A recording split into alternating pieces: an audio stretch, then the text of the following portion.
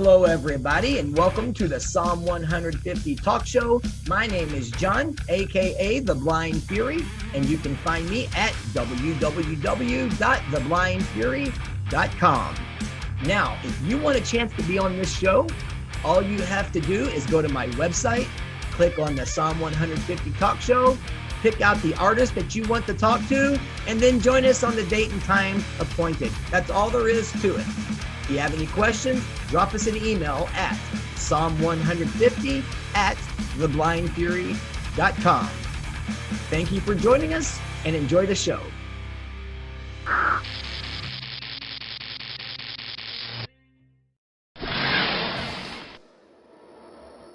She said, "Yeah, I think you are." And I said, "I wonder how you do this. I wonder how you get started doing comedy." And I just called the comedy club down in Indianapolis and said, "Hey, how do you get on stage and do comedy?" And that was how I got started. They put me on a waiting list. There's an open mic that you attend, and the young comics who don't have any experience basically have a show that they do, and you sort of hash out your material in the open mics, and then when the club owner deemed that you were funny enough to actually have a real show, then they put me in, and that was how I got started. It was a hobby. It was a way that I could kind of scratch that itch to make people laugh without having to go on the road. I had a wife and at the time 2 kids when I started comedy, and I didn't want to be gone from them all the time. And so my comedy developed locally. I was in Indianapolis, and that's where I did virtually all of my shows.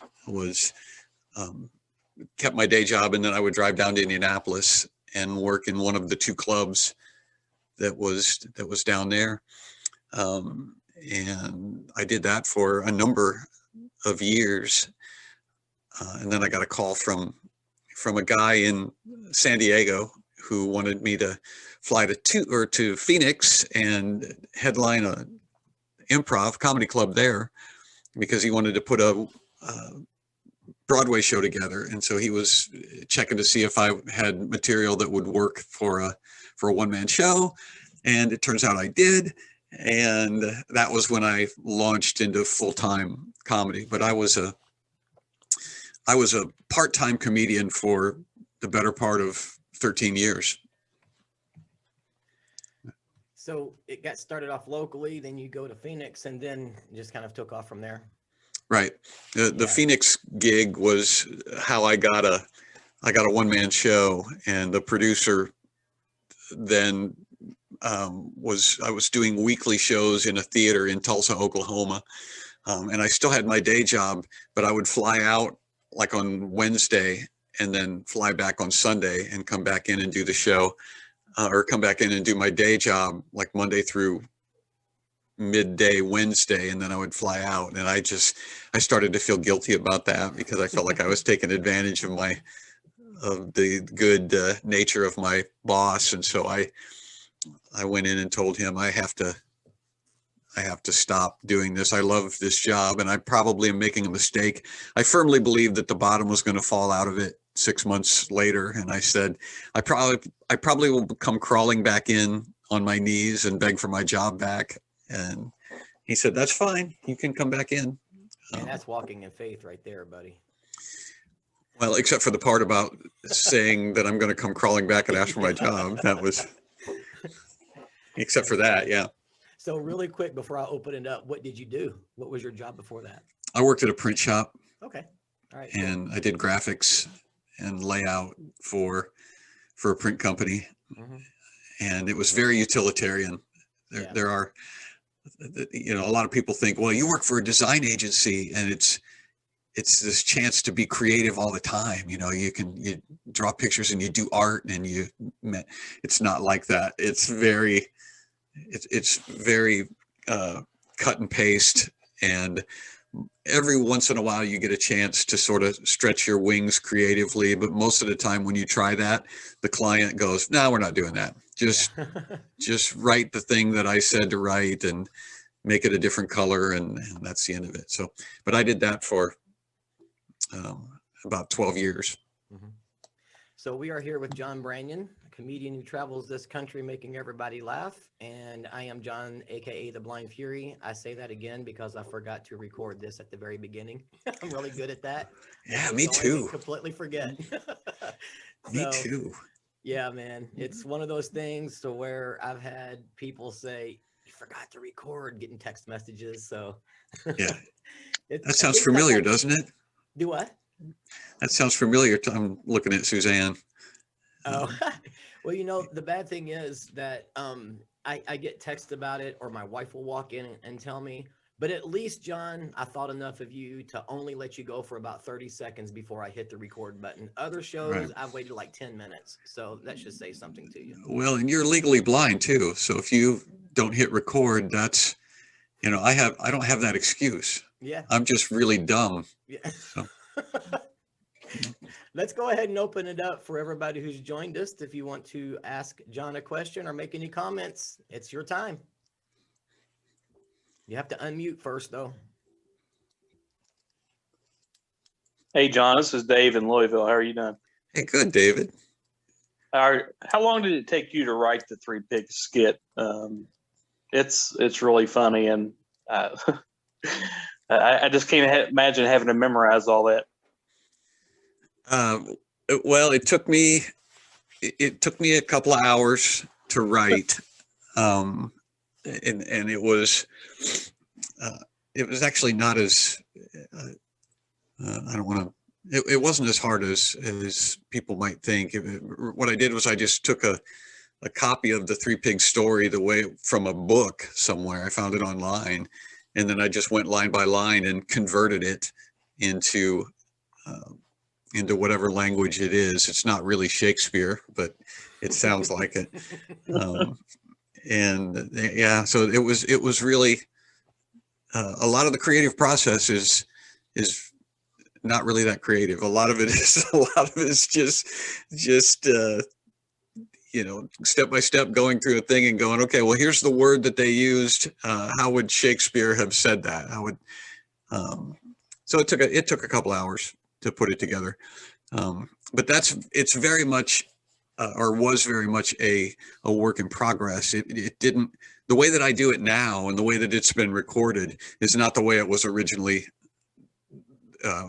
made. I mean, the original version of the Three Little Pigs that I did is much different than what it has become. But that's pretty typical of comedy, that you've got your starting point is a thing that, that's the springboard. And then from there, you doing it live, gave me it gave me a different sense about how to do it, because reading it, writing it is different from performing it. Right. And so when you're up in front of an audience, some of the things that I thought were going to be funny weren't. And then there was other things that I didn't think about that turned out that they were funny. And so performing it sort of helped me shape it. Because you get a sense of, I got a better sense of the rhythm and the timing as I performed it. And the first time I ever did it publicly, I didn't even know it. I didn't know the whole thing. And so I butchered it. It was not a good performance, but it did well enough, even badly performed, that I thought, well, I should probably put some effort into learning this, because that did really well, even though I performed it badly. And so, Yeah, that's obviously, to me, it's a staple of John Branyan, because everybody knows you, I think, by that, because it's so unique. Yep. But so that brings up a question, hearing that story, and everybody get ready to jump in. But I do Christian inspirational motivational speaking, and I do throw some stand-up in there just for the fun of it. And mine typically is male versus female, and the little things that they do differently. That's just hilarious to me. And the first time I ever did it, the church was absolutely rolling. And I thought, man, I've got something here. You know, I went back and watched the video, and it was just as receptive on video as it was live. And it just thrilled me to death. Then I tried it again at another church, and it was like those people left their sense of humor at home. Mm-hmm. So when you get to that point, you use the same stuff. One crowd loves it, and the next crowd's like, that was dumb. Mm-hmm. How tough is it? Because I know how tough it was for me to keep your mindset focused on what your next little bit is versus going, oh man, what do I do now? Everybody's just Right. Right. So the first church that you did it at, was it your church? no, it was a church about 30 miles north of here. Okay. All right. Well, there's a difference between performing and making your friends laugh and make people that know you laugh, and making a room full of strangers laugh. It's a totally different dynamic. And there's so many variables that have to be factored in. And basically 2 shows is not enough. 2 shows is not enough to gauge whether or not your material is any good. Mm-hmm. Or bad. You can't judge whether it's good or bad. You don't know anything about a joke until you've performed it more than that, because audiences are just like individuals, in that every audience has a personality, Right. just like every individual has a personality. And so sometimes you go into a room and you've got an audience that's personality is a little more raucous. They're a little more ready to party. And those audiences, comedy is easy. And if you are misfortunate enough to have that audience the first time you do stand-up, and I call it misfortunate because they will give you a distorted impression about how good you are as a stand-up, because they're going to respond to everything with enthusiasm and with joy. And so you go up in front of that audience, and if the first time out of the gate, then you're going to go, man, I should have been doing comedy years ago because I am awesome. It's much better to have an audience your first time out that's a little more realistic. And for the most part, audiences want to laugh. They want you to do well. The idea that people assembled in front of you are hoping that you fail or hoping that you bomb is not true. Most people are on your side, and they desperately want you to succeed, because if you don't succeed, it's awkward for them. Yeah. And I don't know if you've been in a show, where comedy or music or any sort of a show where it's not going well. Yeah. And you sort of get a tightness in your chest because you're feeling for that human being. Yeah. You're empathizing. You're just like, man, I'm glad I'm not him up there. So basically what I'm hearing you say is I'm really not that funny. It was just that I had a good crowd the first time I pulled that out. Is that what you're saying? I am saying that we don't know. We don't know Just playing. whether you're funny or not, because here's the thing. Here's what it takes. It takes repetition. Yeah. It takes going out and doing the same material more or less multiple times, because after you've done a joke 12 times and you've gotten a laugh with it all 12 times, then you can start to go, okay, this is a solid joke. Mm-hmm. But if you do a joke 12 times and you get nothing with it, well, then you have to do the harder thing, which is say, okay, this is not a good joke and it's not working. Well, in fairness, I did that in the middle of an inspirational, motivational speaking thing. So, stand-up's not my main thing. I just do it to throw a little variety in. So, but anyway, I just was curious what your thought was when you get up there and nobody's really responding. It almost makes you freeze. Like, what do I do now? So, right. Well, but that is to answer that question. I don't want you to be discouraged from doing stand-up, because that's not what I'm not saying that you're not funny. No, I'm saying that being funny in front of a group of people who don't know you is one of the hardest things that a human being can decide to do, because it's because there is no shortcut for it. Yeah. And so you are twisting in the wind. You're out there all by yourself with just your brain and some sort of amplification. And it's terrifying. That's the reason most people don't do it. Most people don't do it because they have an experience that is not good. Even if you have 2 or 3 shows, I know comedians. When I was in open mic, I knew comedians that wouldn't go on stage unless the audience was hot. You know, they would stand in the back of the room and they would wait to let other comics go first, and then they would decide if they were going to do their set. Interesting. And that's weak. I mean, if you only go on stage when the conditions are pitch perfect, you can't possibly develop. You can't learn. Yeah, that's good stuff. And so, yeah, I have mad respect for anybody who tries to do stand-up, anybody who deems to stand up in front of a group of people and make them laugh. I salute that effort. And you can't know. You can't know if you dabble. The way to be successful as a comedian is to intentionally work on your act. You have to get up, you have to repeat it, you have to record it, listen to those recordings, and then be honest about what you hear. And then that's how you build it. You start with one good joke. You have one good joke, and then you add another, and you add another, and you add another. And that's all it is. That's the secret. You know, you got a guy who's up on stage now, and he can go for 3 hours, and it's just hilarious material after hilarious material. And you go, wow, how did that happen? It happened one joke at a time. Right. You're listening to 3 hours of tried material. There's probably 50 hours of jokes that don't work. That's awesome. But the only way you know is you try it. Yeah. Well, anybody else? Speak up. It's your time. Make sure you unmute. That would require us to be technically unchallenged. Mhm. So the question I have, as you're moving out and expanding your way, how do we promote you to other people? How do we go to the church and say, hey, you want John? Or go to the school and say, you want better teachers? This is an excellent person to bring in. How do we promote you? What a great question.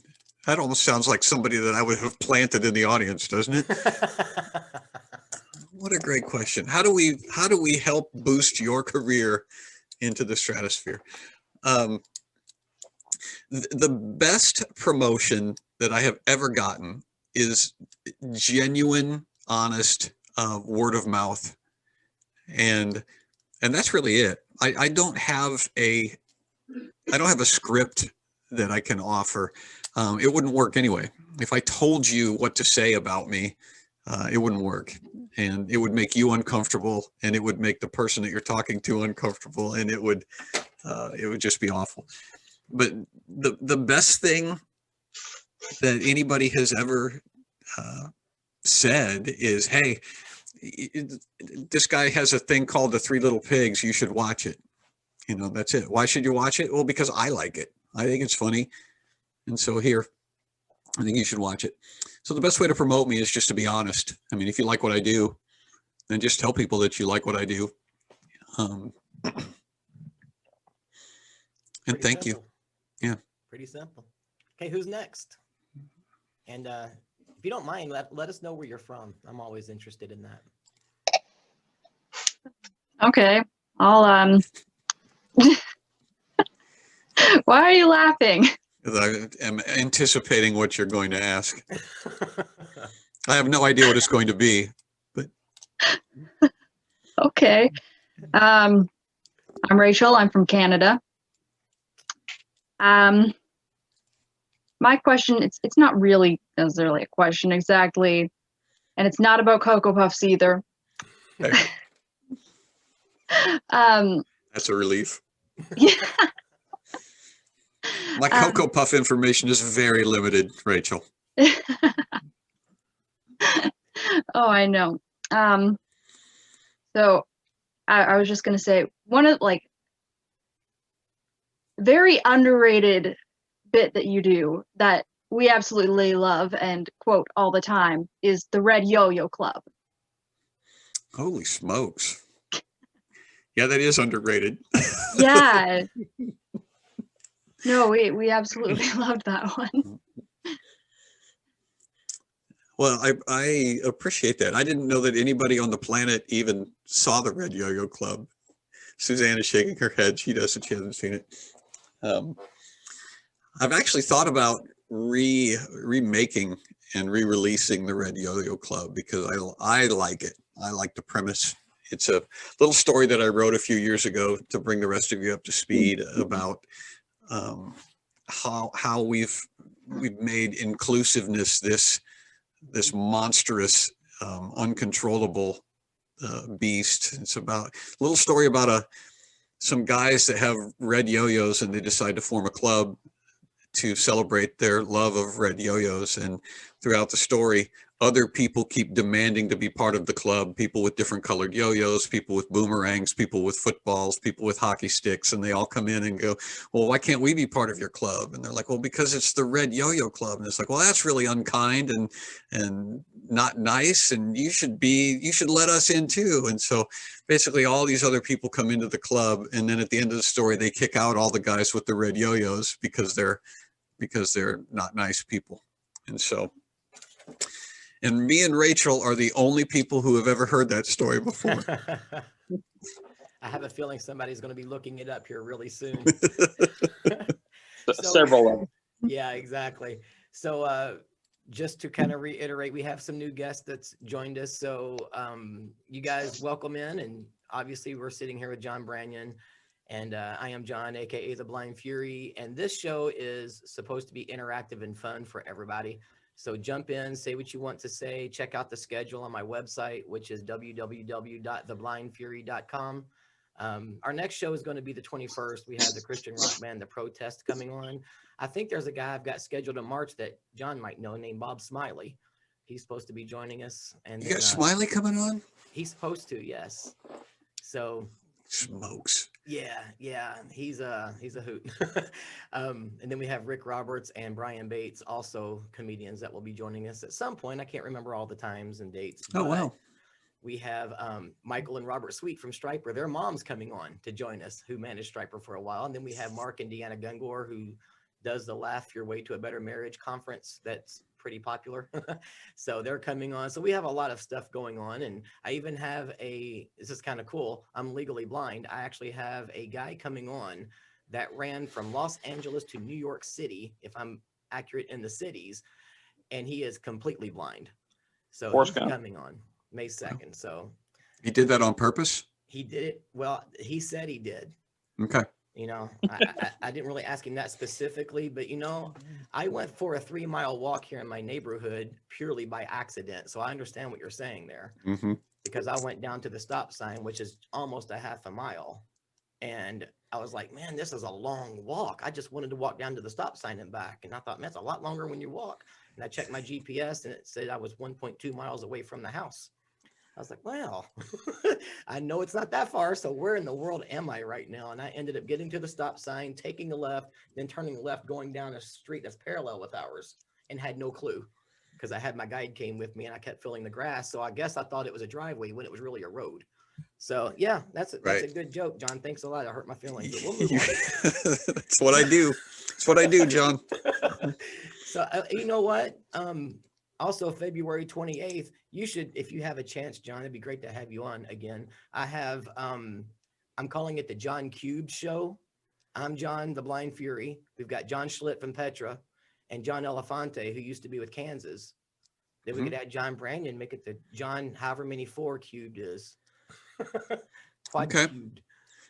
So, but anyway, those guys are scheduled to be on as long as their schedules hold. At least Elefante, Schlitt, and myself will be all together. And we're going to have a little competition between those guys, and they have no idea what's coming. Schlitt's already scared, he told me. So, but anyway, moving on. Let's open it up for more questions. So next up, just unmute and ask your questions or make your comments. Don't be shy. Hey, John, are you still in Indiana? Yes, I am. Somebody's got to live here, David. Yeah, well, I actually live in Indiana. I live across the river from Louisville. So. Oh, you live in New Albany. I'll actually live in Charlestown for now until next week, and then we're moving to Bardstown, Kentucky. So.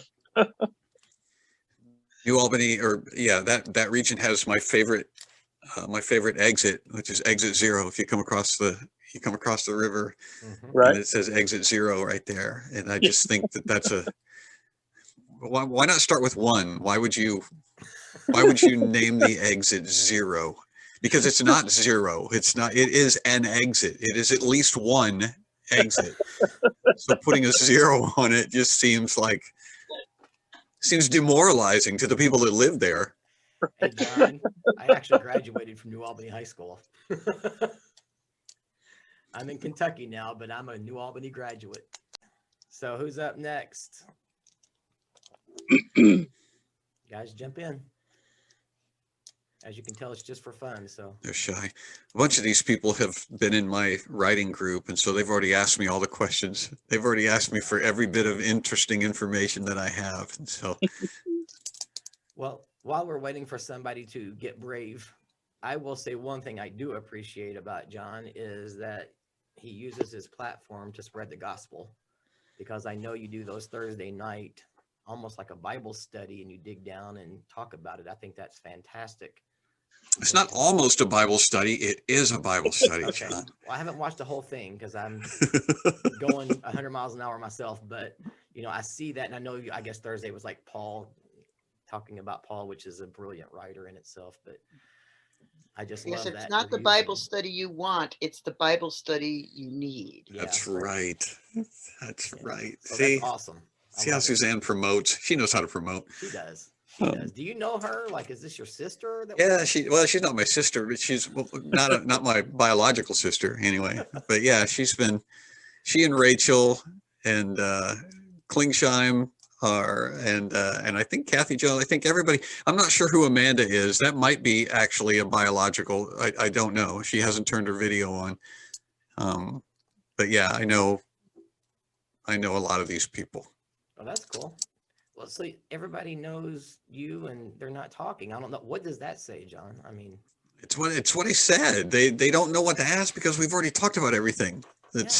They know how I feel about not only comedy, but they know how I feel about wombats and robots and Cocoa Puffs. Yeah. And flipping Arkansas. And flipping Arkansas. Yeah. Yeah. Hi, this is Amanda. I'm from Indiana. Go ahead, Amanda. Do you have a question? I've got my video off because I'm in the middle of making food for a particular birthday party tomorrow that I would like to formally invite John Branyan to attend. Mm-hmm. I'll check my schedule. But I want to know, I want to hear you talk about what you think the biggest obstacles are for people who maybe they don't want to be in comedy like as a career, but they do want to be funny. I think everybody kind of wants to be able to make people laugh. And what would you say is the biggest obstacle for people who have that as a goal? Gosh, what a great question. I think there are several. The first one and the most obvious one is fear. Nobody likes to stand up on stage and not do well. And so there was some research done years ago that demonstrated that people are actually more afraid of public speaking than they are of death. They're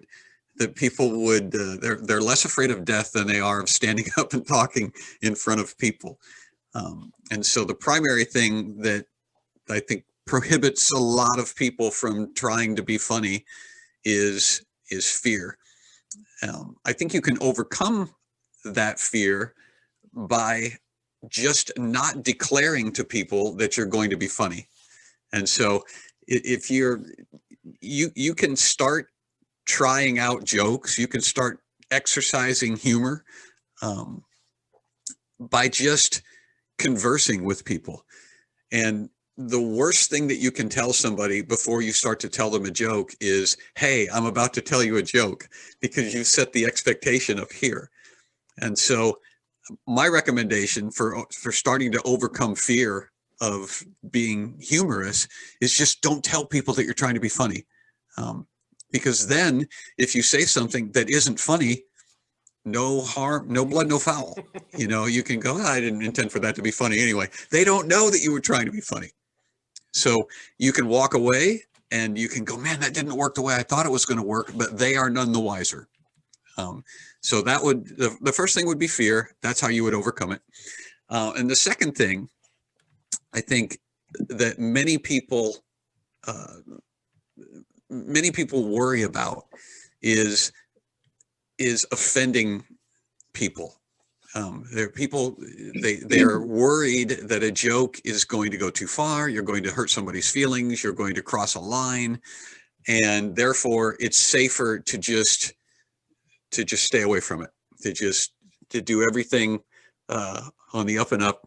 Don't exaggerate. Don't use metaphors. Don't try to be funny.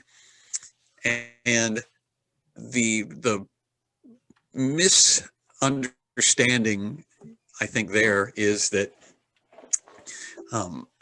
that no matter what you do, no matter how you communicate, no matter what you do, you are going to hurt somebody's feelings. You are going to upset some people, no matter what you do. And so humor is not only a way to express yourself, but humor, if it's done properly, is also a way to defend yourself. It's also a suit of armor that you can slide into. And one of the things that I've said to these guys who are in the writers group is that comedy, not only is it a sword, but it's a shield as well. And when you understand the principles of humor, you become invulnerable to the barbs and the jokes and the satire that people are levying at you. And for Christian people, I think especially it's important to develop a sense of humor, because God gave us a sense of humor, and he gave us a sense of humor for two reasons. One, to expose folly and to expose wickedness, and two, to defend ourselves, or as a defense when somebody says mean things to you. And when you have a sense of humor, people's wit and witticisms, when they're aimed at you, they don't do as much damage because you are also capable of firing back. And so I think that I think for Christians, that's a tough lesson for some of them. I know some very decent, humble Christian people who are put off by they're put off by comedy because it seems irreverent and it seems unkind. And if you have that perspective on it, it makes it really difficult to first of all identify what's funny about yourself. There's Christian people are some of the funniest people in the world, not on purpose, but there's a lot of funny things in church culture, and there's a lot of funny things in the Bible. And when you suggest that to certain people who haven't developed their sense of humor, they get squishy. They get uncomfortable with that. So I think those are the two major obstacles. Yeah, I'll spin off of that, John, because I have written a book, and Dave in here that you just talked to from Indiana, he's actually my best friend. And he's gone through some stuff too, but I lost a lot of my vision back in 2008 after some serious brain diseases that I had all at once with no immune system. And then 9 years after that, I became a widower. So those two things in a 9-year stretch, you lose your vision, then you turn around and lose your spouse. And I wrote a book about it called Stop Your Whining, Legally Blind with 20/20 Vision, about losing the vision, losing the spouse, and the mindset that goes behind it. And one of them says, so how do you handle such tough situations like losing your vision? I said, it's simple. You laugh at it. And I wrote an entire chapter on blind stories called Laughter Does Good Like a Medicine. So it also can help ease some of the pain. I think you even mentioned something similar to that about, like when I first got out of the hospital, one of my kids' teachers was uncomfortable. They didn't know me as a blind guy. They knew me as John, who was out there rooting the kids on in basketball and all that. And he he said, this was open house. So I had been out of the hospital for maybe a month or two. And he said, well, John, it was good to see you. And just me, I just turned around and said, well, it was good to almost see you. Mm-hmm. And I just kept walking. And it took him about 5 seconds. And then he just busted out laughing. He said, man, still got a sense of humor. But you know, I love that. And I pop off tons of blind jokes. And I'm still writing blind jokes. Right. Dave also, he writes poems, and that's helped him overcome some stuff. And he and I joke back and forth about our, you know, disabilities, handicaps, whatever you want to call them, but we don't see them as that. I don't see them as that. And then we just, you know, we just have fun with it. And it just seems to kind of lift people up around you. Like, man, if they can be that happy with that going on, what's my problem? You know, so it's kind of an encouragement thing for others. So, yep. That is a chapter out of my book as well. That if you have the ability to notice what's funny about yourself first, you know, and if you can be blisteringly sarcastic about your own yes, state of being, yeah, then from there you have permission then to make fun of other things. But you're exactly right that the response to tragedy is laughter. That's the reason that God invented comedy. It's the reason that he made us capable of laughing, is because he knew that there was going to be suffering, and laughter is the response to suffering. And a lot of people are uncomfortable with that truth. They see, when you start laughing at the horrific thing that you've been through, it makes some people uncomfortable. How can you do that? Are you making fun of it? Are you making fun of blind people? It's like, no, I'm not making fun of blind people, but the situation, it lends itself to all sorts of humor. I mean, for crying out loud, you walked the wrong way to the stop sign, that's you funny. know, and then back to your house. That's funny. Yes. And, you know, the response is when you laugh at yourself, it gives other people permission to laugh Yep. at themselves. Yep. And that is what we desperately need in this culture. We are all on eggshells around each other now, because everybody is so sensitive. Yeah. Everybody is so quick to be offended and upset and angry. Mhm. That when you've got a blind guy who comes along and says, let me tell you about the dumb thing that I did because I don't see very well. That's, Yeah. We need that.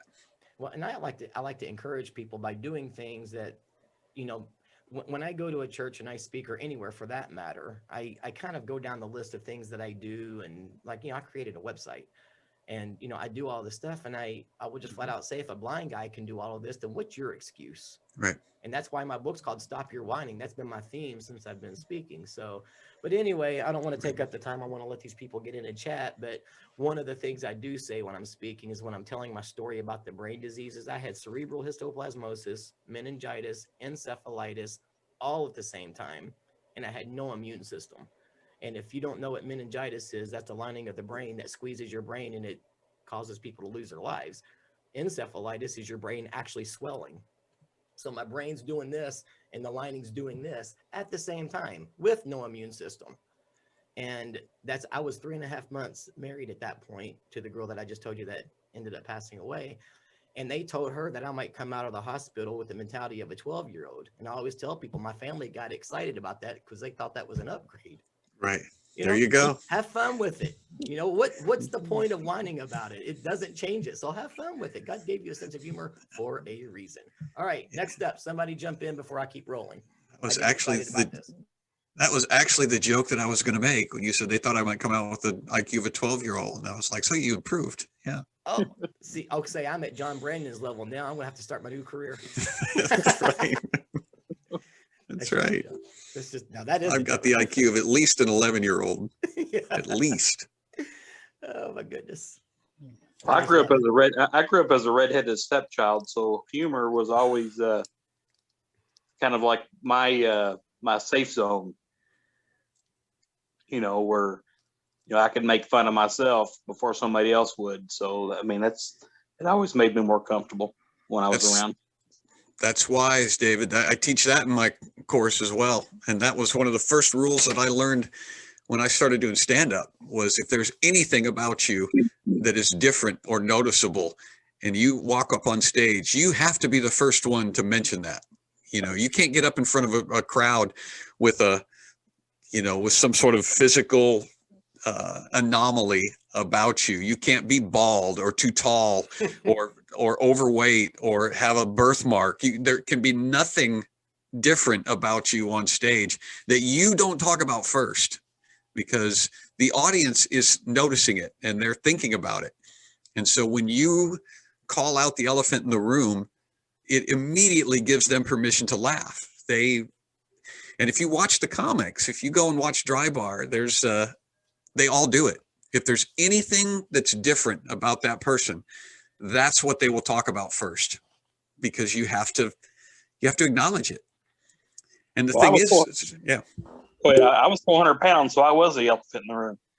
There you go. That would be a great way to start. If you're a 400-pound person, you walk up on stage and say, "I want to address the elephant in the room." That would get a laugh right there. This guy's coming over for the Super Bowl tomorrow. Yeah. And I tell you what, as we get to the end of the show a little later, I'm going to ask for Dave's permission to show a picture of him that was so funny that I think everybody might get a kick out of, but we'd have to wait till the end. So I'm already funny to look at, John. So I know that, but it's even funnier to the blind guy too. Text me, let me know if you're cool with that. If not, we'll just play it off. So yes, you know I'm cool with that. Okay, all right. We'll tell the story toward the very end here. So my family is very is funny. My family's funny, and my sister tells a story about being in line at the grocery store when her second born child was just an infant. And Brogan had a giant head when he was a kid. I mean, when he was a baby, he just had an enormous head. And they were standing in the grocery store, and my sister hears a child behind them in line say really loudly so that everybody else could hear, "Mommy, that baby has a big head." And she heard her mother go, "Oh, don't say that, don't say that." And my sister turned around and talked to the little kid and said, "You can say that. He has a really big head." I mean, it's true. He's got a giant melon. But the mother was relieved and also surprised for that response. But that's it, man. If you got a big head, we're going to tell you got a big head, because what's the use in lying to people, or what's the use in denying reality? If you got a big head, let's talk about that. If you're blind, let's talk about that. If you're missing limbs, let's talk about that. Because it's the differences among people that make us interesting. If we were all exactly the same, what would we talk about? Yeah. All right, somebody else jump in. We have several new ones again, so you have to I've got another one if nobody else wants to. Okay. What was the biggest flop you've ever had, and why is it "when would you eat this"?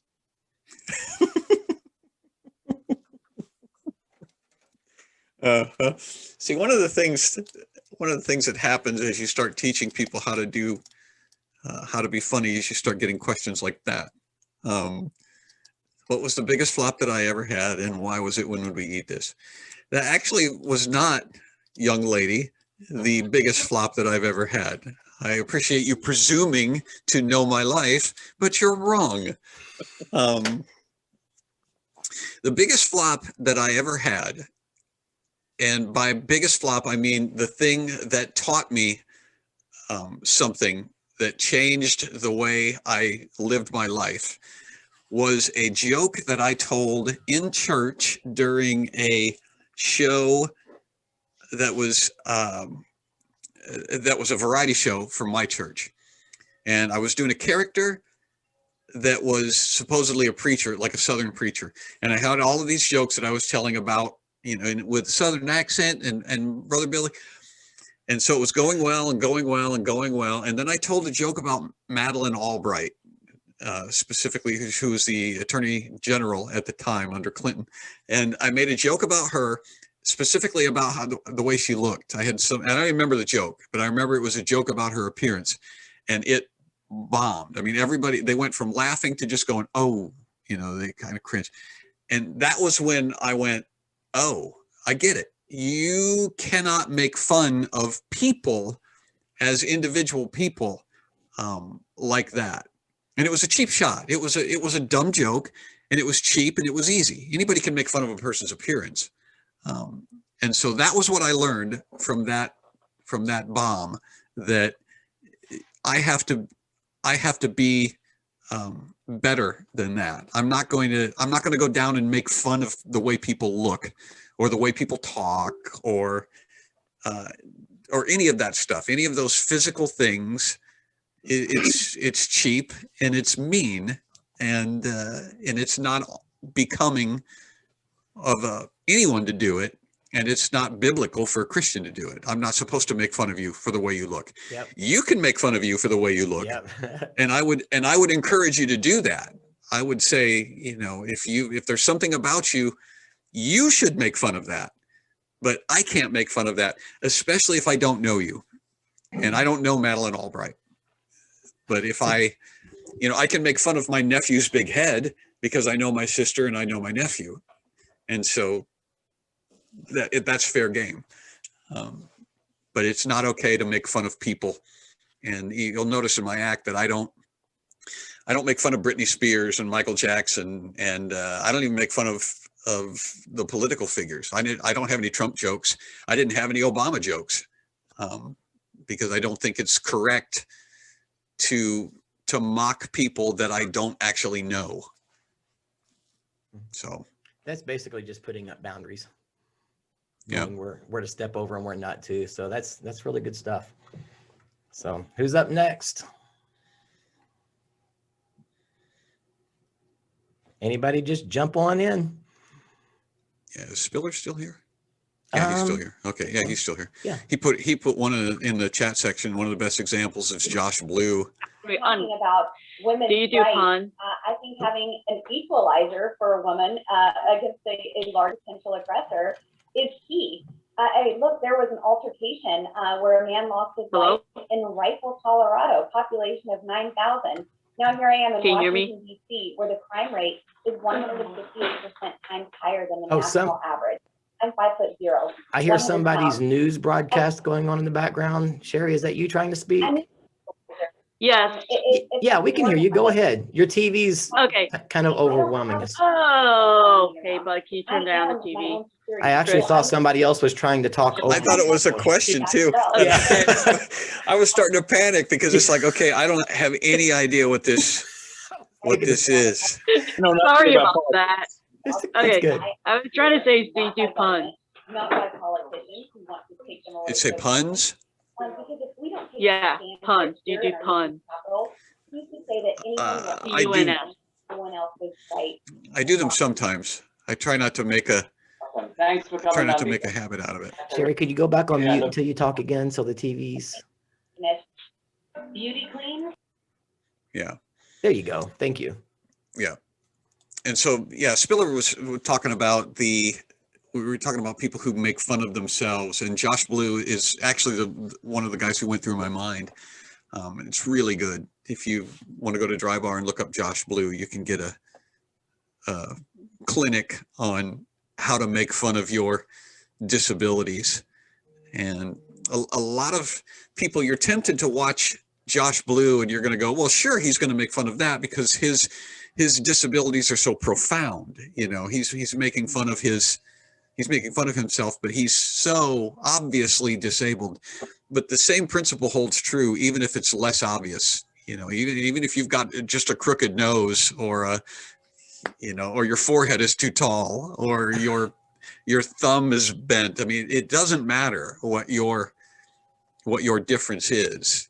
You need to have some jokes in your back pocket so that you can put other people at ease. Is he the guy that caught the pigeon? I don't know that, Joe. Jeff is nodding, so apparently yes. Okay, yeah, I've seen that one as well. It's hysterical. Absolutely hysterical. He was waving the taxi down, and he caught the pitches. Right. Right. Yeah. So, and then Sherry had a question about puns, I think, or made a comment about that as well, John. Yeah. Well, puns are considered, now I'm not saying this is my perspective, but puns are considered to be the lowest form of humor. They're considered to be sort of the stepchild of real sophisticated highbrow comedy. Now, I think that I don't think that that's deserved always, because a well-placed pun is difficult to come up with, and on the spot. And so if you have the ability to come up with puns kind of on the fly, that's a skill.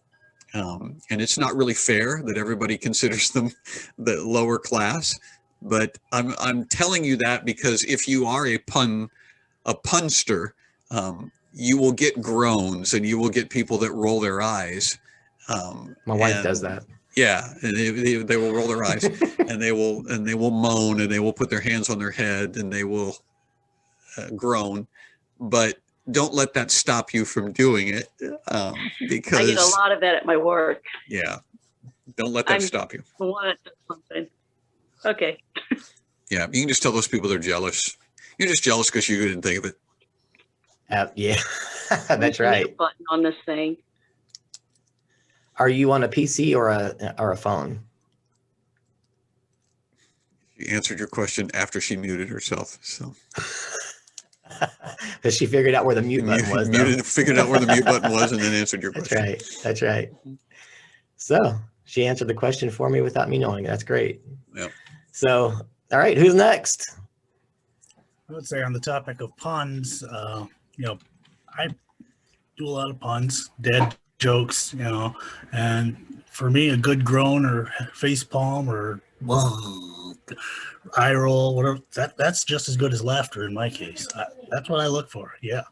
Right. If I can make my 11-year-old go, oh, I win. Yep. Well, that's true as well. There is something about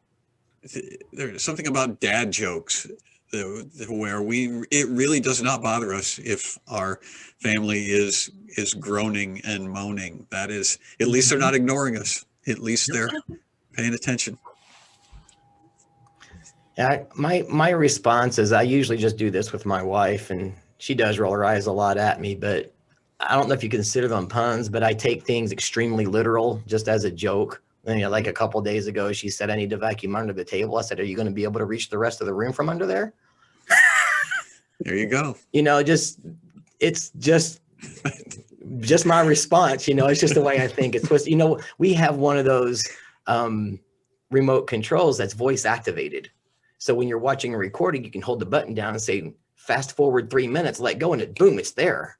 Well, I was getting ready to get in bed one day, and my wife was in bed watching TV, and she said, fast forward 3 minutes. And I went, jumped and popped into bed really fast. And she looked at me just like, what was that? And then it clicked, and she just busted out laughing. So I can make my wife laugh, which is a challenge for husbands, I think. Well, that is true. And tough crowd. It brings up another point. From the standpoint of professional comedy versus real life comedy, and they're two different things. And the role that most husbands and wives have, the dynamic between husbands and wives, is comedian and straight man. And the wife generally plays the straight man, and the husband is generally the laugh getter or the groan creator or whatever. And now there's exceptions to every rule, but for the most part, that's the mechanism. And when your wife rolls her eyes or groans or shakes her head, that actually enhances the comedy. And that's what Jeff was talking about as well. When the children are groaning and moaning, they're actually playing the part of the straight man. Yeah. And the straight man has an important role. If you go back and watch, comedic duos, the person who is not getting the laughs is a crucial part of that dynamic, because they are enhancing the laugh. They are assisting, if you will. And it's not possible to get a laugh unless the straight man cues the rest of the audience for when it's time to laugh.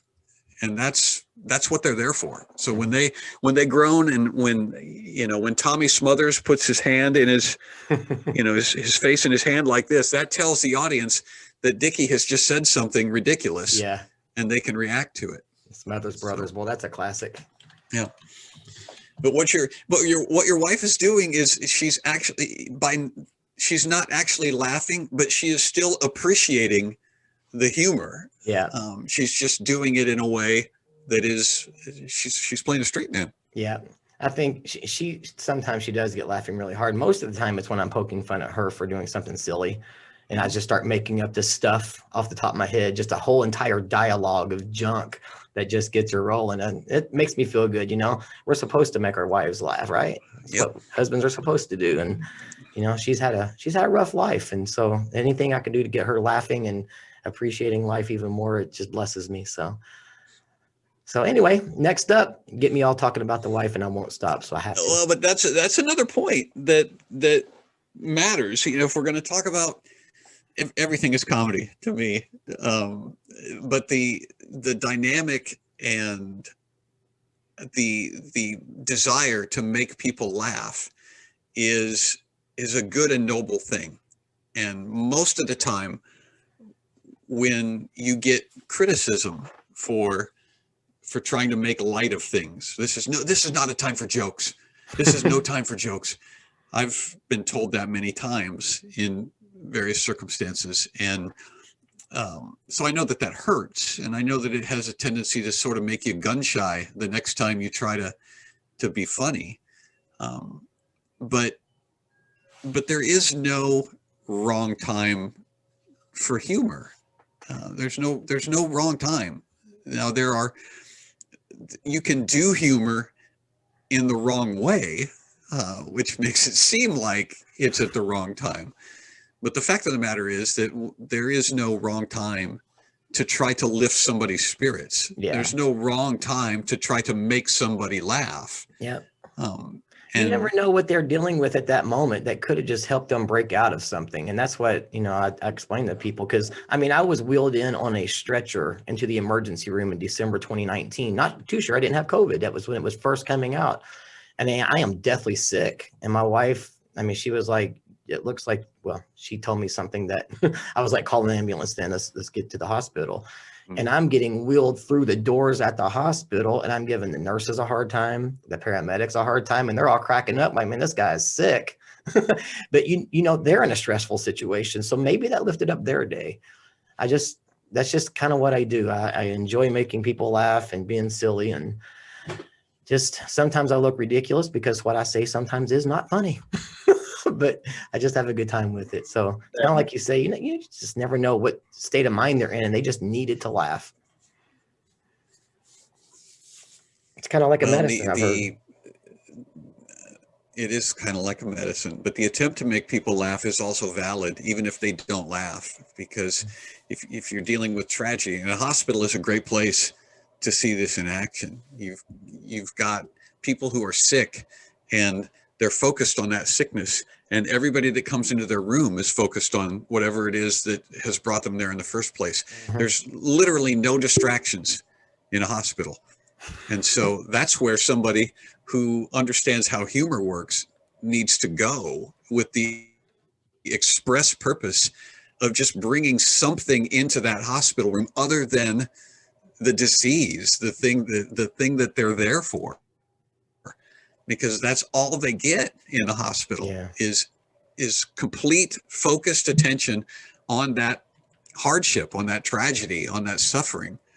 And humor goes into a hospital room and notices the ridiculousness in the hospital room and points it out. And you just ignore the patient. You ignore the suffering, And you say, well, look at this, like hospital robes. You know, hospital robes are the most ridiculous piece of clothing that's ever been invented. And you know that because you only see them in hospitals. Yeah. Nobody wears hospital robes anywhere else. Yeah. Because they're dumb. They're the worst piece of clothing in the world. And so you've got these people who are not feeling well in the first place. They're sick. They've got something that's dreadfully wrong with them. And so what's the first thing you do? You put them in the dumbest piece of clothing that we've ever existed.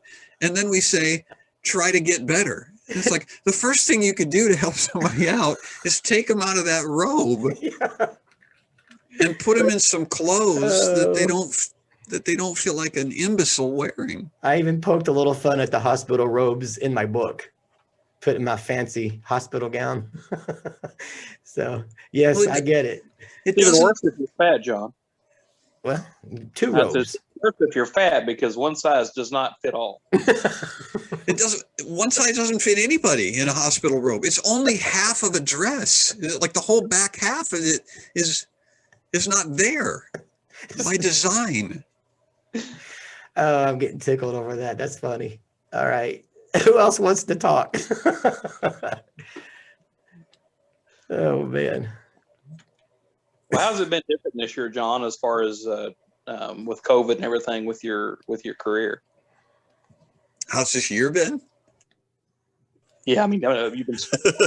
I'm sure it's affected your finances and everything else. So Yeah, well, it's affected my finances, but it's affected everybody's finances, I think. I'm disabled. It didn't affect mine. Sorry. Well, thanks. That's encouraging. I actually had a friend call me up last year when we were right in the midst of COVID, and he said, you know, Branyan, you're the only one I know who's actually not doing better during COVID than they were last year. And I said, how is that possible? He said, well, everybody's getting subsidized. Everybody's got these government subsidies. And like my daughter's a teacher.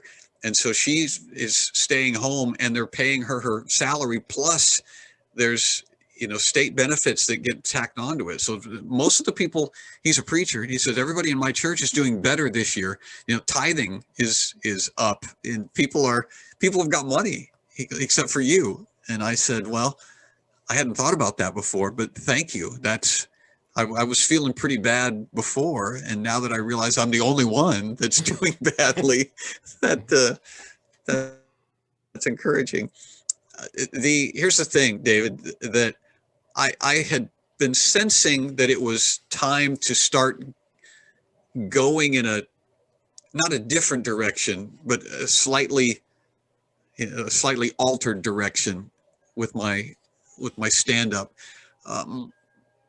For a number of years, because I have this.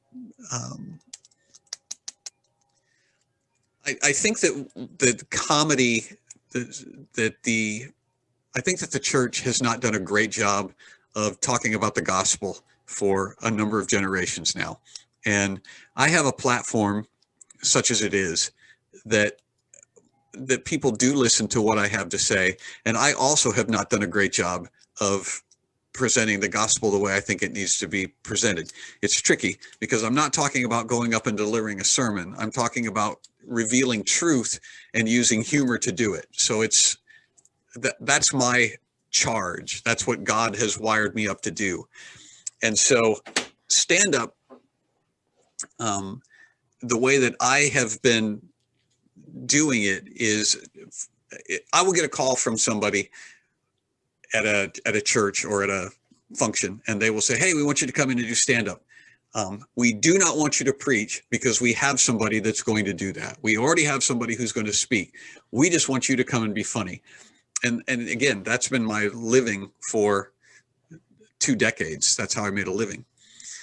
But I'm not sure, I am sure that I'm supposed to be doing more than that, because while there's value in laughter and it does destroy suffering and all of that is legitimate, we also have a responsibility to be a light.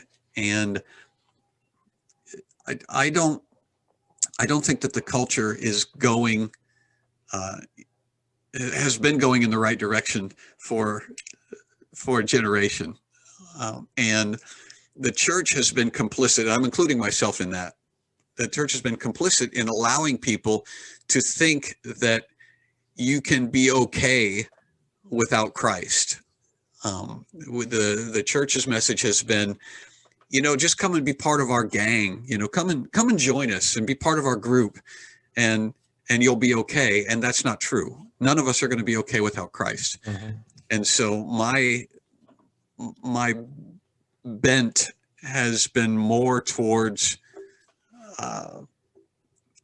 proclaiming that you can't be okay without Jesus. And surprisingly, that message has gotten me into trouble with some church people. Wow. I have run afoul of some of the institutionalized church people, and that's where I made a living. And so COVID is actually, now that we're a year into it, I can actually look at COVID and I can say, this has been a good thing, because it's revealed to a lot of people what I've been kind of sensing for these past few years and not really known how to express it. There are a lot of people who are disenfranchised with their church. There are a lot of people who are kind of going, wait a minute, the governor is saying that we can't meet together, and we're okay with that. We're all just going to not meet until we're given permission to meet. But there are a lot of people who are having those thoughts, and they're wrestling with those ideas, and COVID has sort of accelerated this problem that has been coming for a long time. And I know it's not particularly funny to talk about this, but humor is the acknowledgement of truth, and it's the acknowledgement of pain. And so there is comedy in this. There's comedy in COVID, because there are a lot of people whose world has been turned upside down. And as John, the Blind Fury, said earlier, that the solution is you laugh at that stuff. You don't let that stuff destroy you. But if there's something like a pandemic that's going on, the only tools that we have for dealing with that is our sense of humor and our sense of irony and laughter. And so while COVID has certainly blown a lot of my dates off of the calendar, it's also created a gigantic market of people who are unsettled, and they're on their back foot, and they're going, okay, what am I going to do? How are we going to get through this?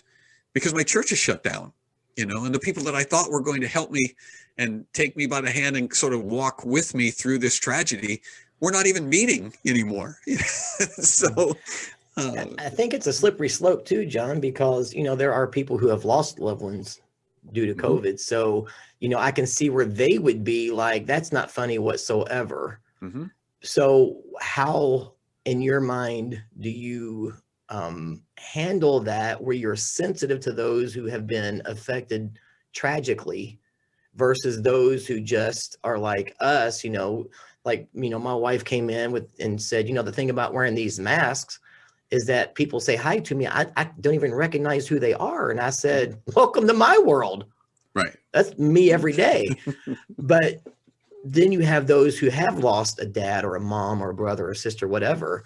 And so I don't know, how do you approach a situation where that's the case, but you still want to have fun with it to help lighten the spirits of others? Am I making sense? Yep.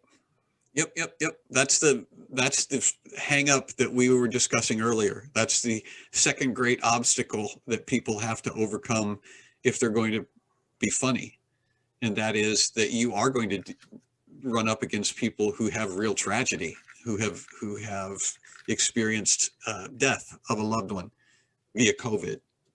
Now, it's not as many people as you might think. Yes. Yes. It's not millions of people Yes. who have lost loved ones to COVID.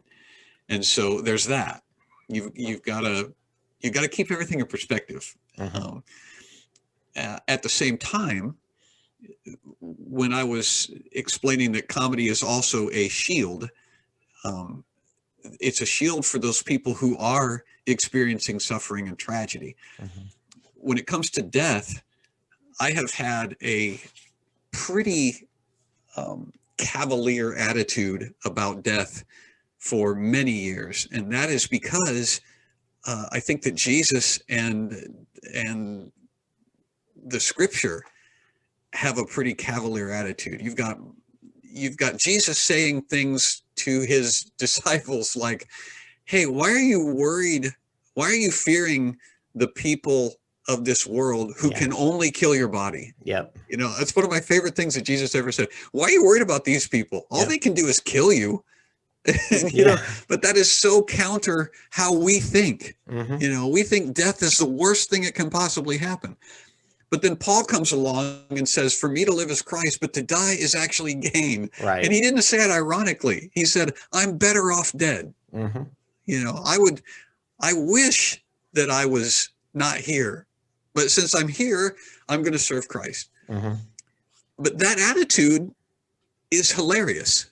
That is solid gold comedy, to say I'm better off dead and actually mean it.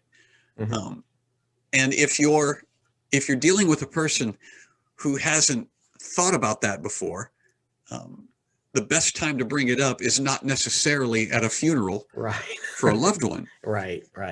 But at some point, it is appropriate to bring that up because that's New Testament, that's gospel, it's truth. And so if you presume to be a Christian person, you should be aware of the fact that someday you're going to die. It's appointed to a man once to die, and then comes the judgment. And so do you believe that? And if you do believe that, then your day's coming, you know? Well, I was going to respond because, you know, as you're speaking about those who have been affected by COVID with the deaths of family members, what you're saying is absolutely true. But you said earlier something about, I think you said something like, I don't know how people make it without Christ. And when I reflect back on my days of being a widower, I was given the amount of peace and strength I've never experienced before because I knew where she was.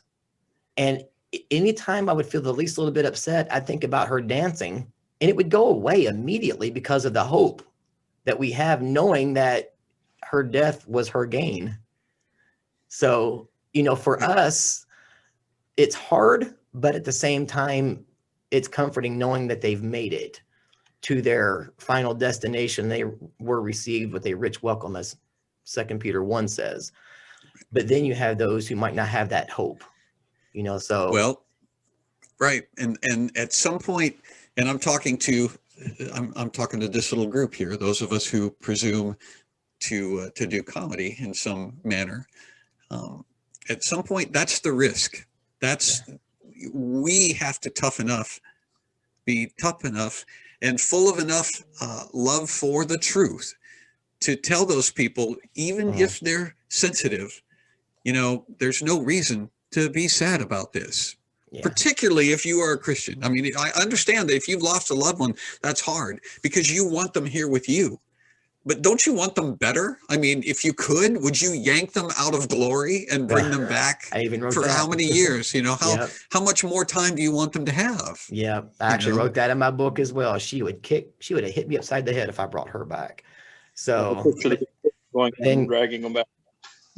Do what? Well, I can picture the big hook like the old comics that, you know, drag a cane and jerk them to heaven, you know. But the beauty, I will say this and I'll try to shut up, but the beauty of it is for those like myself who became a widower all of a sudden, one thing God is a master at doing, not as if there's nothing he's a master at doing, but I think his priorities are reconciliation and restoration.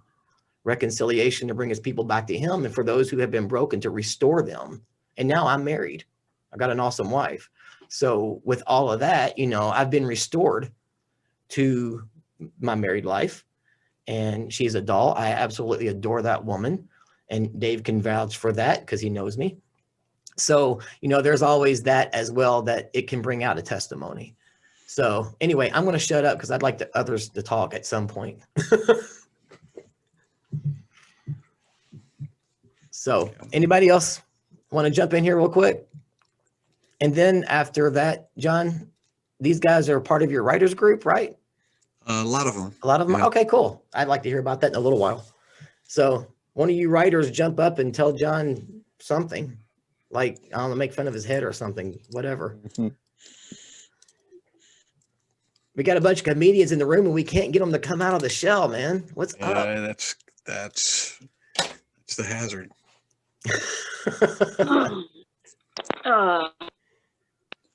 Okay. What's that volume thing?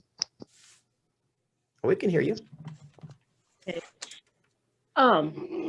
Like since the other day when I had hurt my leg and that, and so my mom had took me to Walmart. You know those little those motor chair cart thingies. Yeah, the electric ones. Yeah. Well, one time there was somebody else that was in one of those, and I go, "You want to race?" It started. Did they race? Did they race you? Yeah, they started to. Yeah. Wow. Yeah. I had a one-legged man see me at a college football game with my guide cane, and he walked up to me and asked me the same question. I didn't think it was funny. I mean, I did. I thought it was funny, but I didn't understand the whole fulfillment of the joke because I'm legally blind. I had no idea he only had one leg. Right. It wasn't for another 20 feet. My kid said, "Dad, he only had one leg." And then I busted out laughing. I said, well, that'd have been nice to know when it happened because that would have been great. So I love that stuff. Yeah. He should have told you. That would have been nice. He should have mentioned that. Yeah. Yeah. That'd have been good to know. I got a lot of quiet people in here. Your next writing group, John, should talk about being more vocal. Well, like I said, I've answered a lot of these questions. Yeah. Jason, do you have any plans of coming toward Louisville anytime soon, or? Is what now? So do you have any plans of coming south toward Louisville anytime soon? Well, I go wherever people hire me. Right. So yeah, I don't tour. I don't really have a tour, but you call and tell me where to go, and that's where I'll go. I'm going north. I'm going to go to South Bend this afternoon, but I don't have any plans to go to Louisville on the calendar right now. So how'd you get hooked up with Tim Hawkins? I reached out to Tim years ago when I was on his website. I've always been a student of comedy, and so I find comedians and I go and look at their stuff. And so this was before YouTube and all of that. He had videos on his website, and I thought, this dude is really funny. And so I just reached out to him and said, hey, I do what you do, and I think you're funny. And that was how we first got in contact with each other. Mm-hmm. And then we sort of kept in touch. We went to a thing called the Christian Comedy Association, which was a group of comics that got together, and that was, so I first met him just by going to his website and introducing myself. And it wasn't scary back then because he wasn't a superstar yet. He was just another no-name comedian like me. And so it's like, I can talk to this guy. It worked out well, didn't it? Yeah. Yeah. Who knew? Yeah. Who knew? Yeah. You never know. You really never know.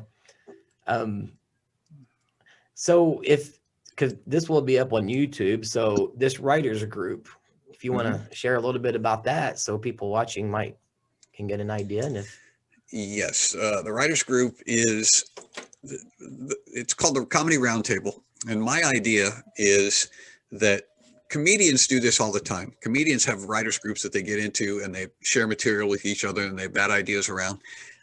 But other people don't. You know, like the average run-of-the-mill person doesn't have a group of people that they can get with and just throw ideas around.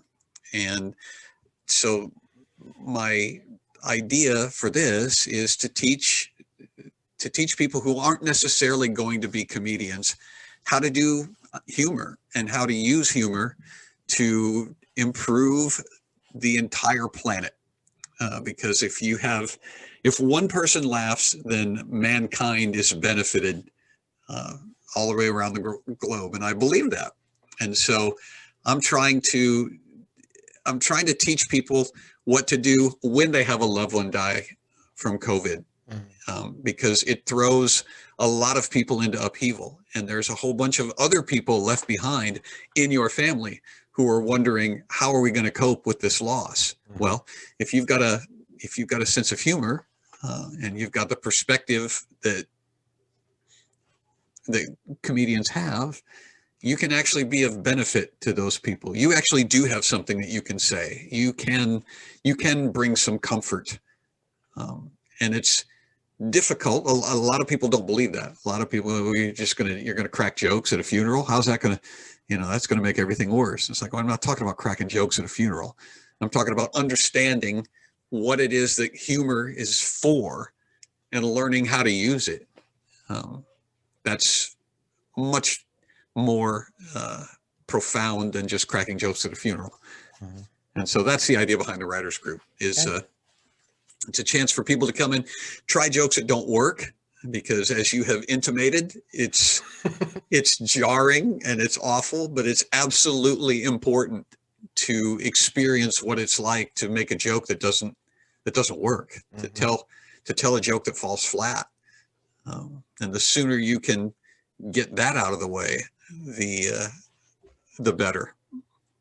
So well, I have a new project going on that I might have to jump in there and test out some jokes, because I think some doors might be opening for me in a different realm. And, I do a lot already and I love it. I'm blessed, and I always want God to get the glory for everything. But this show is one of them. And I do a marriage ministry and marriage workshops and do my speaking. And I'm in the coaching business with relationship coaching and all of that. And so I love what I do. And there's another door opening, which was actually prophesied to me, that something similar. So I don't want to get into all of that, but so that sounds like an interesting thing that maybe I could even jump in and you test should. it out. Yeah. You should.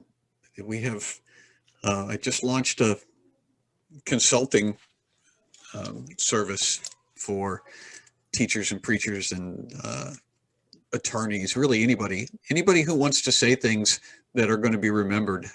Anybody who wants to say things or do things that are going to attract attention needs to learn how to be funny. Yeah. And there's a lot of people who aren't funny, and they think that just because they've made a video or just because they've written something that the rest of the world needs to pay attention to. Yeah. It's like, no, it doesn't work that way. Yeah. You have to actually attract attention, and the way to attract attention is to be funny. Well, speaking of that, let's see what time it is here, John. It's 1:30, so we have just a little bit longer. By the way, what are you doing tonight? Is it at a church? Yes, I think so. I'm just That's the curious other who's thing. now starting to open up and allow this stuff to happen. We actually went to a concert back in October in Missouri. So people are starting to open up a little bit. And I think once it fully opens, it's going to be a madhouse because people are ready to get out and get back to normal life. But so let me share this story. I with hope you're right. Yeah. Yeah, there's no doubt. So I've got this story I'm going to share about my friend Dave, who's in here, and I hope everybody appreciates this. It's not near as funny being told as it is when you're actually in the moment, and everybody knows that you just had to be there. So Dave is unable to drive because he has vision issues. Of course, I'm legally blind. And Dave and I were with our wives. They came down to visit. We went out and did some things. And on the way home, Dave is sitting behind my wife, which is driving the car. I'm in the passenger seat. Dave's wife's behind me. We pull into my garage. So I get out of the passenger side. The wives get out. They're gone. They left the two guys that can't see very well behind, which is no problem. I know my garage. I can get in the house. So as I walk around the trunk, so I'm walking around the back of the car, coming around to the door where Dave is. Well, he just stands he shuts the door and stands to the side and says, "Go on, John." So I did. And then as I walk up the steps to the kitchen door, he said something about his shorts getting stuck in the door, which I thought was funny. Dave's lost some weight, shorts a little baggy now, got stuck in the car door. Well, then I hear him cackling. I'm already in the kitchen and I yelled out, "Dave's going to be a while." Well, I get all the way in the house and I'm like, what is he doing out there? And he was absolutely rolling. And he yells at my wife, which her name is Tanya. And he says, "Tanya, could you unlock the doors?" So when my wife got out of the car, by habit, she locked the doors. Dave's shorts are stuck in the door. He can't open the door to get loose. And we caught the moment on camera. You caught the moment on camera, or you There he went is. and got the camera? Yeah, we got the camera out and took pictures. I mean, where was he going? So can you see it? I could move. There he is. Yeah, I see it. Stuck in the back door, doors locked, shorts are in the door. And I hadn't laughed that hard in, I don't know, a good 3 or 4 years. I mean, I had tears streaming down my cheeks. It just struck me so funny that guy had his pants caught and couldn't get out. So Glad I got the home entertainment center for everybody. That's the mark of a true friend. If he reaches for the camera first before he unlocks the car. Oh my gosh. It was like, you had to be there. So, but he's got a great sense of humor and, you know, he's always encouraging me and that's what we all need. So, we have some friends who keep notebooks of the stupid things that it's a trio of women who went to college together and they're still friends. They're up in their 50s now, but they've been friends their whole lives. And one of them says just stupid things. She says dumb things all the time. And so they keep a notebook of the stupid things that she said. And she will actually call the keeper of the notebook and report things that she said so that they can write them down. One of them was they were describing they were asking about a dog that they have. What kind of a dog is it? They got a new dog. We asked, what kind of a dog is it? And she said, it's part mutt and part something else, that went right in the notebook. So part nut mutt and part something else. I actually do have a document called Tanya Funnies because my wife says hilarious stuff sometimes too. Like we were coming back from my son's football game. He played college football up in West Virginia. And on the way home, we stopped to get gas. And she said, "My goodness, there's a bunch of dead bugs flying around on the windshield." Mm-hmm. I went, "What?" There are. Yeah. A bunch of dead bugs flying around the windshield. Okay. Or undead bugs. I had to run home and, I didn't really run home, but jot it down on my notepad. So yeah, that's good to do, man. That's good to do. So I ask our musicians that come on here this question every single week that I have somebody. And I love hearing maybe a comical story of something that went haywire at a show. Maybe for you could be getting heckled by somebody who actually made you laugh because whatever they said was hilarious. Anything like that might stand out over the years. Do you have any funny stories to tell us or just weird stories? No, every show has gone off without a hitch. Okay, cool. Well, it's good to have you, John. We'll talk to you soon. And 20 years. Yeah. Have fun in South Bend. I have a lot of stories. Well, in defense of me, I've had guys from bands that have been together for 30 years tell me nothing that really stands out. So yeah, they're not paying attention. I don't think so. Yeah. So go ahead.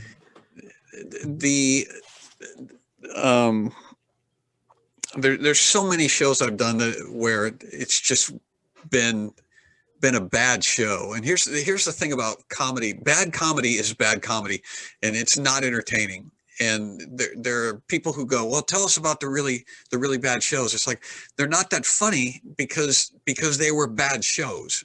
I've had sound systems, go out.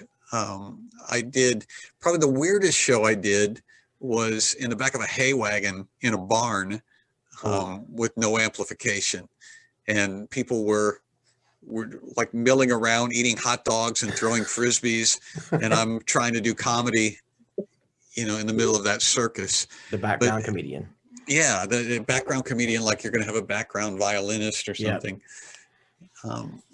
And so it's awkward, and it's funny for me. I've been doing comedy long enough that, like, when those shows happen, I think it's fun, because it's like, man, these people this is just the worst possible way to try to do comedy, and this is how we're doing it.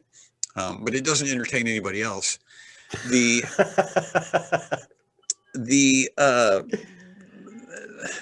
Probably the story that is the one that I tell when I'm asked that question happened in Branson, Missouri. Branson was a whole series of really bad shows for me, but the one that stands out was, there was an elderly couple that came in to the theater where we were performing, and they were really old, and she had a walker, and he was actually in a wheelchair. I can't imagine what he did to get himself into a wheelchair, but some sort of Walmart accident. They came in, and they were in the back of the room, and I was 10 minutes on stage. I started into my act, and they get up, and I hear a chair scoot back, and I hear this old woman's voice go, "This is the stupidest thing I've ever seen in my life." And they left. They walked out. But it took them forever to leave, because, like I said, they were infirmed, and so they didn't storm out. They just kind of shuffled out. Yeah. So an angry shuffle out the back door. Oh. And what occurred to me later on was that this woman was really old. She was a super old lady, and she'd probably seen a lot of stupid things in her life. But I was the stupidest that she'd ever seen. And so I took that as a victory. I was like, yeah, okay, we'll take that. That's how you look at it. This is an expert on stupid, and I am number one. Yeah, that's saying something right there, John. I've done shows in bowling alleys. Hey, I love the bowl, by the way. Go ahead. Done shows in bowling alleys for drunk people. I've been heckled, not a lot, but I've been heckled, and those are dismal. Yeah, most shows when you're a comedian are not representative of what you see on YouTube. Most of them, you watch a special on Netflix or whatever, and you go, well, it must be great to be a comedian. It's like, what you're watching is an edited moment in time, and it rarely is like that. Most of the live comedy shows that you see are very. It doesn't happen that fast. They're not that tight. The laughs don't come that predictably and that rhythmically. It's a whole different experience when you see it live. Mm-hmm. So your favorite show? I know you probably have several of them, but one or two, and why? Well, my favorite shows are the ones like the Branson show. I mean, because I like the train wrecks. Those are my favorites, because those are the stories that you get to tell. Yeah. It's no fun to talk about the time that everything went well. It's no fun to get up and talk about the time everything was just exactly like it was supposed to be. That's a great way to look at it. Better. So now you're number one on the stupid list on this lady. So now you get to tell that story. I did a show at an Air Force base, and this kind of goes to Rachel's question a little earlier, which was, what was your biggest disaster? But I did a show at an Air Force base where they called me, you guys, and they said, it would mean so much to the troops if you came and did a show for them, because they've been under a lot of stress, and they've deployed, and they're coming back from deployment, and their families are suffering, and it would just mean a lot if you came and did a show. And I'm like, of course I will come and do a show for you. So I went to the show. They had the Officers Club all set up with like 500 chairs and a stage and lights. Officers Club. We're putting you in the Officers Club because there's more room in there for all of the people. And I'm like, cool. So come showtime, there's 15 people in the room. 15. 12 of them are actually the ones who are putting on the show. So they're staff for the show. So nobody comes. Nobody comes to the show. And so I get up on stage in a room that will seat 500 people. I get up in front of 15 people and try to do a show. Now it's not a big deal for me. I've done shows in Branson, so season in Branson. Yeah, I don't need an audience. And I tell most audiences that. It's like, I can do this without you. You're welcome to sit there and watch until the end, but I do not need you. And so I did my show, and to their credit, they were a wonderful audience. We had as much fun as it was possible to have in those circumstances. And then I had two thoughts as I was coming off stage. And I remember this like it was yesterday. I'm coming down the stage, and first thought was, I wonder where Tim Hawkins is tonight. And I'll bet there's more than 15 people in the crowd. That was my first thought. And then the other thought was right after that. And it was, yes, but Tim Hawkins is not here tonight. You're the one who's here tonight. And so that was kind of a turning point for me. That was when I realized, oh, it's really not about how big the audience is. Right. What matters is that you're here and that you are going to make a difference. There's going to be an impact that you're going to have from this, even if it's a disaster.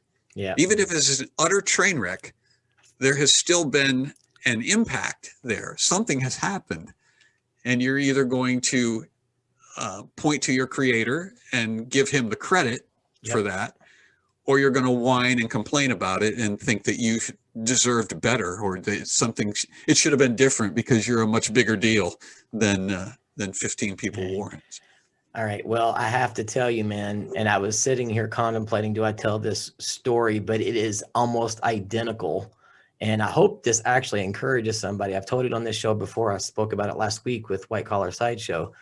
But I had a band that was fairly successful, and I felt I was done wrong. I ended up leaving the band.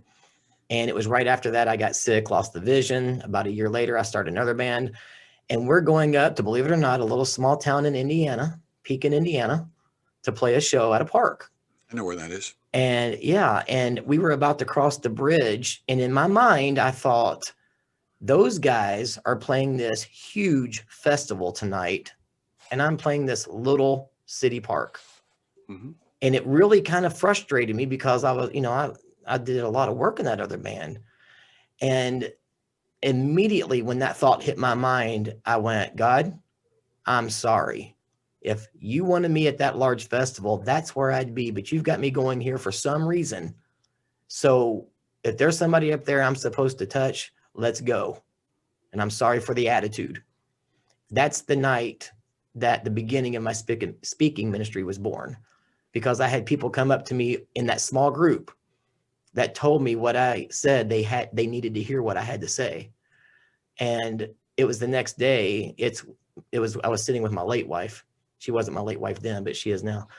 And I was telling her I was shocked about the responses. And in my head, I'm thinking, I wonder if God's calling me to the speaking ministry. And she said, do you think God's calling you to the speaking ministry? I was like, well, I do now. So that's how it was born. And it makes me wonder if the attitude would not have changed if God would have called me. Yeah. Well, it's important to have that sense of servitude. And I am speaking as somebody who has not mastered this mindset yet. I still struggle with thinking that I'm a bigger deal than I am, or I should be a bigger deal than I am. But the time that it was emphasized for me was I was working at a camp, and I was a speaker at a camp, and the camp was over and everybody had kind of disbanded more or less. And I was one of the last guys left on the campground. And I'd forgotten something up at the pool house. I'd left I don't remember what it was, but I went up to the pool house and there was a dude down on his hands and knees, laying on the floor, working on the toilet in the men's swimming. It was just this little rinky-dink concrete floor, and it was cracked and it was dirty. And he was laying on the floor working on the toilet. And I said, "What's going on?" He goes, "This toilet's been leaking, and so I'm just fixing it." But there was nobody else in the camp. Everybody had gone. I was the big shot speaker. And this guy was without fanfare and unnoticed, was laying on the floor fixing the toilet. Now, what he was doing was not less important than what I was doing, but it got less attention. It didn't, nobody knew that he was doing it. But that was an important moment for me. It was seeing that guy laying on the floor fixing the toilet, because it's like, oh, okay. So we're all working together on this thing. And some of us are gifted to stand up and say things that other people can relate to. And some of us are gifted to not just fix the toilet, but actually have the mindset and actually have the attitude that allows them to lay on the floor and fix the toilet without being bent out of shape about it, without being bitter about it. And that was convicting for me, because I don't know that I have the aptitude to lay on the floor and fix a toilet without being upset about it, without thinking, you know what, I was made for more than this. Well, if you think about it, the Bible talks about us all being part of the body. Each part of the body has its own role, and a custodian at a church who's cleaning those toilets, they're no less important than the pastor, because if you don't clean those bathrooms up and you get visitors coming in, they're not coming back if that bathroom's a wreck, because it's that important to make sure that even the tiniest of details are taken care of when it comes to kingdom work. Some people are behind the scenes, sound men or stage crew, versus Christian bands that are on the stage performing the music. Nobody's any less important, because not one part of the body is independent of the other. It all works together.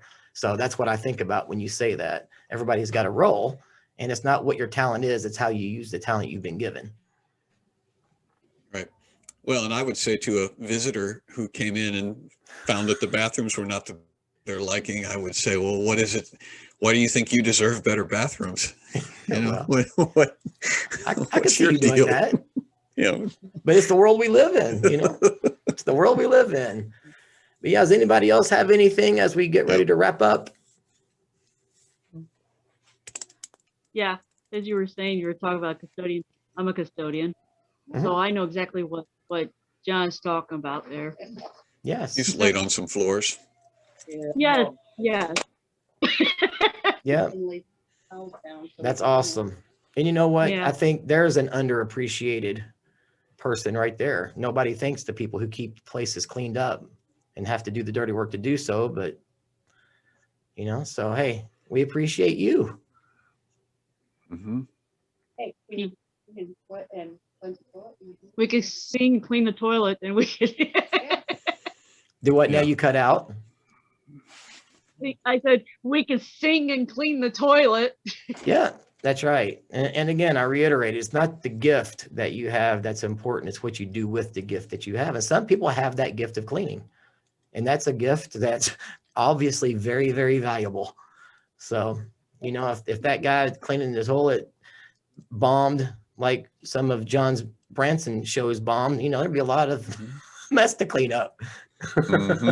So that is true. So yeah, that is true. Anybody else want to jump in really fast before we end it? Give you about 5 seconds to speak up. South Bend is calling my name, you guys. He's got to roll. South Bend is calling my name. Yeah. All right. Do you need me to drive you up there, John? I've got some free time. Yeah.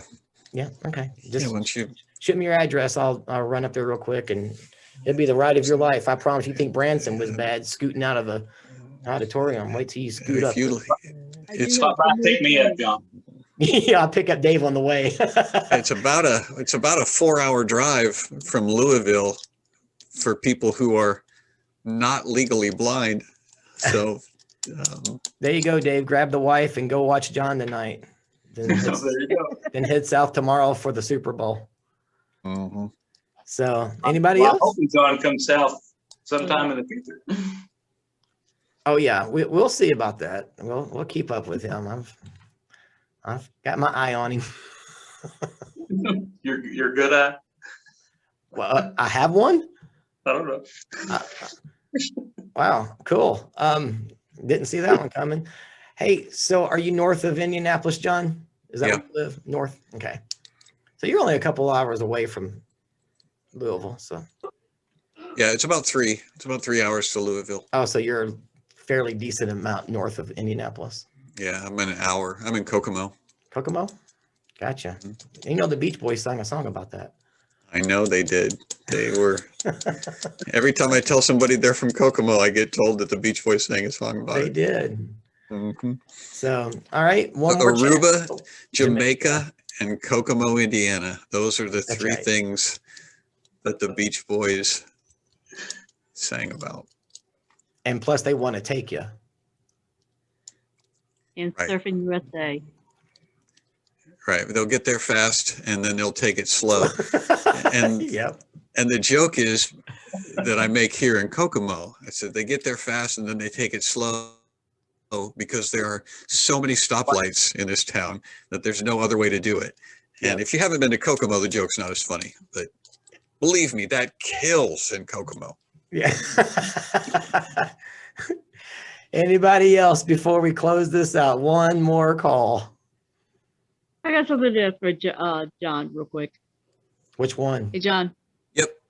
Brian. For me, not Thanks for a you, lot. John. Thanks a lot. I'm hurt. I'm just going to mute out the rest of the show. Okay. You remember the View show where you and Brian and them were talking about the, what is it called? Stray shopping carts? Yes. Well, I know where all of them went to. Where'd they go? They went to a heavy metal concert. That's not bad. Shopping carts went to a heavy metal concert. That's not bad. And Sherry's in my writers group. She's plying her trade. Do you find that group on Facebook? No, that group is a super secret group that's only available to members of my website. So Oh, you got to be a big shot to join. I got it. you got to be a big shot. Got to be a big shot. Well, and it's for the sake of, I'm not even on Facebook anymore because it's just insufferable. But we try to create an environment where it's a community, it's a clique, it's a comedy clique on the website, and you become a member of our comedy clique, and then you're special enough that you can be in our writers group, and that's how we roll. It's not open to everybody. Oh man. Well, I guess I'll have to sign up under an alias to pretend I'm somebody else to have a shot. No, you can come in as your own self, John. We're not gonna. Oh, so even after today, you're Not still gonna going to do let me join? Sure. Okay, I was just Sure. checking. That's why I said alias. I figured I didn't run my chance today. If not, everybody You gets thought in. we were going to block you? Somebody uses a wheelchair on occasion. That's how I roll. Oh, There you go. I love. So here's a question for the group. See, Dave, you just sparked something. I go out and obviously I go out and go for these walks, right? Well, I take a guide cane when my wife's not with me. I hear a car coming. I do this. I want to be nice because I hear the car coming. The question is, do they wave back? And if they do, why? If they don't, do they feel rude? When you wave to a blind guy, why would you do that? But if you don't wave back to the blind guy who just waved to you, do you feel rude for not waving back, even though I can't see you waving back? I don't know, food for thought, just something to take with you to South Bend. Yeah. John, you need to join the Writers Club. You see, now see, this is the exact example. Most everybody's on mute. So I have no idea if anybody even laughed at that. I don't even know if they smiled because I can't see the screen. So Right. I'm just kind of out here dangling, having no clue the responses. So this is Yes. good I practice did have right that here. happen once. Do what? I did have that happen once when I was driving. Blind guy crossing the road and waving. It's exactly like you said. I felt horrible if I didn't wave. I knew he couldn't see it, but the gesture, you know, meant something to my conscience. So That's awesome. That is awesome.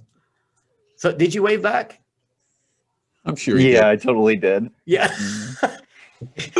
When I was sitting in a little fast food restaurant, and these are some of the stories in the book, we had a brand new youth pastor, and I was sitting there eating facing the window. He ended up going through the drive-through, and he sends me a text about 10 minutes later. He was like, dude, I was so upset with you because I thought, how rude that I waved at him and he didn't even have the courtesy to wave back. And then it hit me. The dude can't even see me. And he was legitimately upset, thought I was rude. And there was another guy in our church that was at the hospital when I was on the elevator. He got in and said hello to me, but I didn't know he was saying it to me. And he thought, well, that guy's a stuck-up snob. And then he heard me tell my testimony in church. He was like, well, that's why he ignored me. So who knows what people are really thinking about me. Blind people are all stuck up. We are? Well, that's the impression. Oh, is it really? Well, because I was trying to tag your joke. See, that's what happens when you bomb. That's what happens when you don't say it correctly. That's what it looks like, ladies and gentlemen. That's why the deaf, the blind, and the dumb all stick together. Yeah. Great. Isaac Whitty has a joke about somebody following him through the parking lot because they want to take his parking space. He's assuming they're like behind him in their car as he's walking through the parking lot. And so they roll down their window and they yell to him, "Where are you?" And he goes, "For a minute, I thought I might be invisible." And so I responded, and he puts his arms out, he starts waving like this. He goes, "I'm right here. I'm right here." And then I thought, if I'm invisible, doing this does nothing. You know, when I come out on stage initially, because most everybody knows I'm legally blind because that's how they promote, got a legally blind guy due to this and that. And I will always walk out and I always start off with, and it kind of made me feel good what you said earlier about making a point about what's going on so they can laugh at it later. And I will walk out and I will say, you know, thanks for having me. And who in here knew I was legally blind? Raise your hand. Then I'll give it about 3 seconds. I'll say, now, if you raise your hand, why did you do that? I can't see that. And it usually gets really good laughs because it takes them off guard because there are people out in the audience doing this.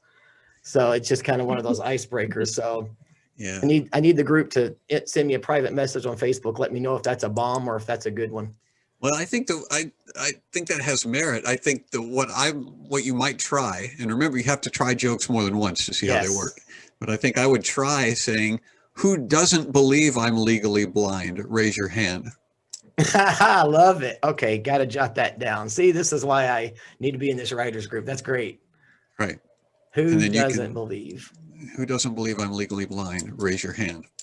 I would go with, who else knew I was legally blind? Raise your hand. Wait a few seconds. Go. Anyone? Anyone? Anyone? Yeah, you can try that too. I've got something in the works similar to that. I don't want to give any information on it right now because it's very, very in the beginning stages, but it's got a lot of stuff just like that. So anyway, I'll just keep it quiet for now. I'll clue in John on it at some point. But you guys that are in here, if you want to add me on Facebook, that'd be great. My ministry page is facebook.com/theblindfury777. So that's my ministry page. And then you can go to my website, theblindfury.com, find my links, my YouTube channel and all that to keep up with the madness. So John, I know you got to go, which is Fury. The Blind Fury, Fury. I got that nickname on the Keep bowling up with lanes. the Fury. Yeah, I was nicknamed that on the bowling lanes. So. Hey, I love it. It's a great moniker. Well, thank you. I loved it when they called it. They said that to me there because I beat a bunch of sighted guys. And they were like, man, John, the Blind Fury. And I was like, ooh, I like that. So it kind of stuck, and I've had it for, gosh, 12, 13 years. So, but anyway, John, any final thoughts before we end this so you can get to South Bend? This has been great. It's been fun. Look us up on, hit me up on the website and become part of our comedy clique so we can ridicule and mock you on the round table. That's. I can't wait. You want your ego busted and beat down? Go to this website. What we do, man. That which does not kill you makes you stronger. Yeah. So, yes, sir. I was, like I said, I was a redheaded stepchild. I'm used to all that. Yeah, you got to laugh. It's a great thing, man. It really is. It really, why make, I mean, life is hard enough. Why make it worse?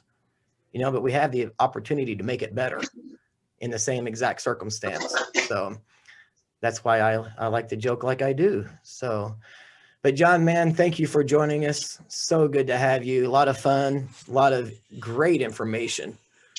So I appreciate you taking some time out on a show day to come and visit us. I'm waving at you, John. So. I can actually see it. Okay. Okay. I could actually see it because you got a dark background. That actually helps me see a little bit better. Oh, okay. So next time you come on here, get a white background, I won't be able to see a thing. Noted. Everything I have is turned around in the color frame. I mean, my phone has got the dark background, everything, so I can see better. It's in contrast. Yeah. That's it. That's exact. I mean, I can't, like when I'm typing on a Word document, I can't read the letters, but at least I can see they're there. So as if John ain't white enough. Do what?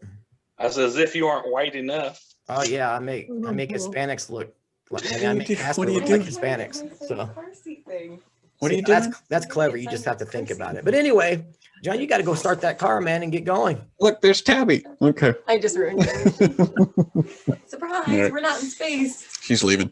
All right, I got to go. Yeah, John, thanks, buddy. Appreciate it. Everybody, thanks for joining us. Hope you will come back and see us. Bye, everybody. Thanks for being here. Thanks, John. You clickers. Yeah.